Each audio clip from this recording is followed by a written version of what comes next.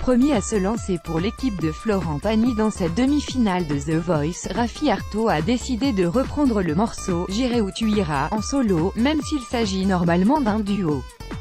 Si la prestation était au début un peu statique le jeune homme a su garder son esprit rock, et les coachs se sont tous levés pour danser, un bon signe, face à la fougue de son adversaire. Yasmine Amari a misé sur la douceur et la puissance émotionnelle du morceau, Historia de un Amor, titre chanté à moitié en espagnol, à moitié en arabe. Un joli combo doux, sensuel, mais qui n'a pas suffi à convaincre le public, puisque c'est Raffi Arto qui représentera Florent Pagny en finale. Yasmine Amari, star en Algérie depuis sa plus tendre enfance.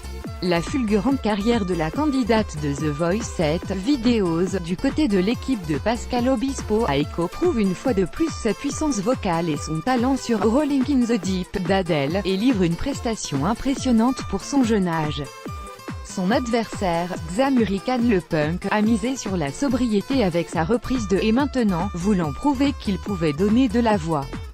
Le résultat, une prestation intense qui a convaincu le public de l'envoyer en finale. The Voice, Liv Del Estal et Xamuri Khan révèlent leur salaire pour leur participation. Vidéo B.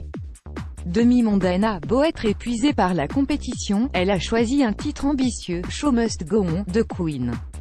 Une chanson risquée, dans laquelle on a pu ressentir la fatigue, mais aussi la volonté de la chanteuse d'aller le plus loin possible. La jeune Maëlle, elle, a repris un titre très fort, Diego Libre dans sa tête, de Michel Berger, chanté par France Gall ou encore Johnny Hallyday. Une prestation magnifique et puissante, même si la jeune femme a bien failli avaler un confetti. Sélectionnée par le public, elle sera la seule femme de la finale, exclue.